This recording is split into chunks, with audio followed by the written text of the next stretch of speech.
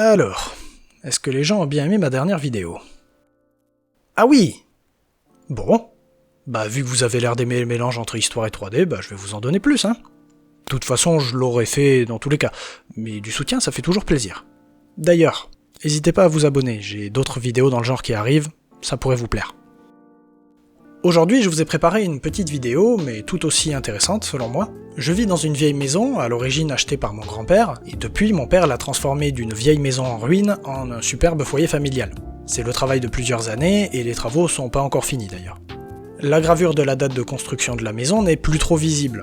On voit bien le 18 de 1800, mais le reste, mouais. Et après tout le travail que mon père a mis dans cette maison, ça le fait bien chier de pas savoir son âge.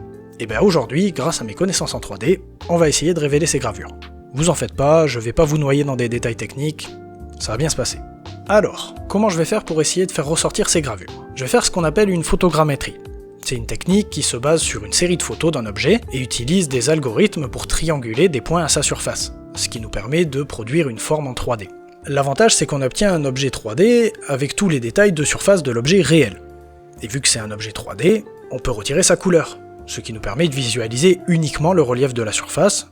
Du coup, on n'est pas induit en erreur par des changements de couleur à la surface de l'objet. On peut aussi jouer avec la lumière pour mettre en avant les reliefs. Si on veut faire les fifous, on peut même essayer de jouer avec des filtres sur les textures de l'objet pour mettre en avant des détails de surface. Mais on va y revenir plus en détail dans quelques minutes. Ça peut paraître pas terrible au premier abord, mais même moi qui aime bien la photogrammétrie, je suis à chaque fois surpris par ce que cette technique est capable de révéler. Du coup, cette date gravée est un test parfait pour se rendre compte des capacités et éventuellement des limites de cette technique. Avant de vous présenter mes résultats, je pense qu'il est important de présenter les hypothèses qu'on a pu formuler sans l'aide du scan. En personne, on hésite entre un 9 et un 4 pour le troisième chiffre, et un 0 et un 2 pour le dernier chiffre. Ça nous laisse dans une plage de dates possibles allant de 1840 à 1892. À ce stade, c'est pas une fourchette, c'est un camion tombereau le bordel. Mais voyons voir ce que donne le scan. Pour le dernier chiffre, je pense qu'il est assez clair que c'est un 2. Le troisième chiffre, lui, est beaucoup plus dur à voir, mais des quelques lignes qu'on arrive à en distinguer, on peut supposer que c'est un 4 ou un 6. Donc il va falloir creuser un peu plus pour avoir une réponse fixe. Et l'avantage, c'est que c'est de la 3D, donc on peut faire ce qu'on veut. Commençons par jouer avec la lumière. En faisant tourner la lumière à la surface du scan, je pense qu'on peut maintenant confirmer qu'on a un 2 pour le dernier chiffre.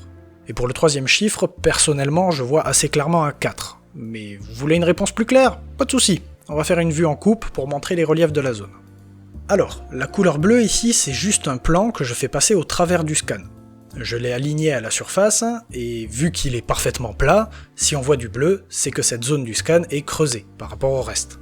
Comme vous pouvez le voir, on voit très clairement le 18. On voit même que le 1 a été gravé en style romain. Détail que j'avais pas remarqué ni en personne, ni en regardant le scan une première fois. Mais maintenant que je le sais, c'est assez flagrant, surtout en jouant avec la lumière. Donc voyons voir ce que ça donne.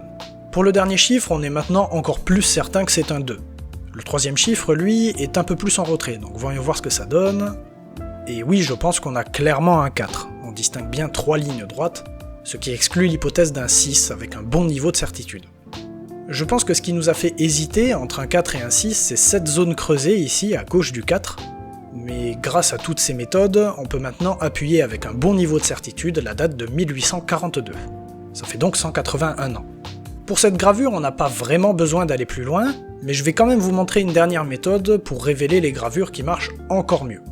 Alors c'est un peu plus technique, donc je vais vous vulgariser tout ça pour que vous compreniez bien ce qui se passe, mais vous en faites pas, encore une fois, ça va bien se passer.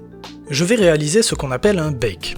Ça veut dire cuisson en français, mais la traduction fait pas vraiment sens. Le principe d'un bake, c'est de stocker des détails de surface dans une image, au lieu de les stocker dans des polygones. Dans l'industrie du jeu vidéo, par exemple, ça permet d'avoir des objets très détaillés, avec très peu de faces, pour des raisons d'optimisation.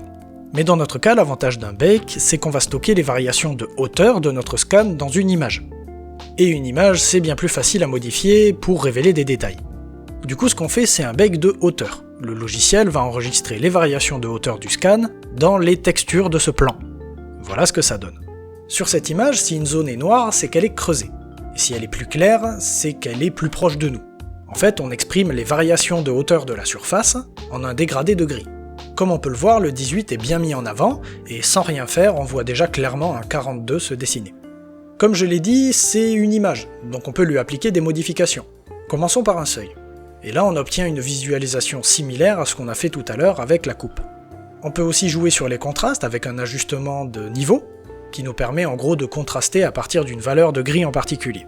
Et donc dans notre cas d'accentuer les contrastes entre les zones gravées et le reste. On voit maintenant avec 100% de certitude la date de 1842. Bon, honnêtement, je pense qu'on n'est pas loin des limites de cette méthode. Après, il faut garder en tête qu'en personne, la seule chose qui nous a fait dire qu'il y avait des gravures ici, c'est qu'on voit qu'il manque 2 numéros à cette date. Autrement, on serait tout simplement passé à côté.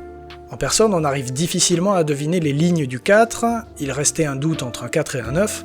Pour le 2, même problème, en personne on hésite entre un 2 et un 0. Donc on voit bien que nos hypothèses formulées en se basant sur ce qu'on voyait en personne ont été mises en défaut par le scan, et qui nous a permis de révéler bien plus de détails sur l'objet, et ainsi d'appuyer avec bien plus de certitude nos hypothèses. Cette petite expérimentation nous montre quand même que la photogrammétrie est un outil très puissant qui peut facilement révéler une grande quantité de détails cachés sur un objet. Cette capacité à capter les détails de surface permet de rendre l'analyse de gravure plus confortable et d'écarter des doutes, ou nous orienter vers de nouvelles hypothèses. Je pense que cette technologie, qui sert à une utilisation visuelle à la base, pourrait grandement faciliter le travail de beaucoup d'archéologues. On a traité ici l'analyse de gravure érodée, mais même sans ça, l'avantage de la dématérialisation reste énorme, et complémente parfaitement des photos dans la création d'un dossier par exemple. Bon, bah voilà, j'espère que cette vidéo vous a plu. Elle était un peu courte, mais vous en faites pas, je bosse sur un gros projet qui devrait arriver bientôt normalement. Je vais pas vous en dire plus pour le moment, mais vu que ça parle histoire à fond, je pense que ça devrait vous plaire. En attendant, prenez soin de vous, et à la prochaine.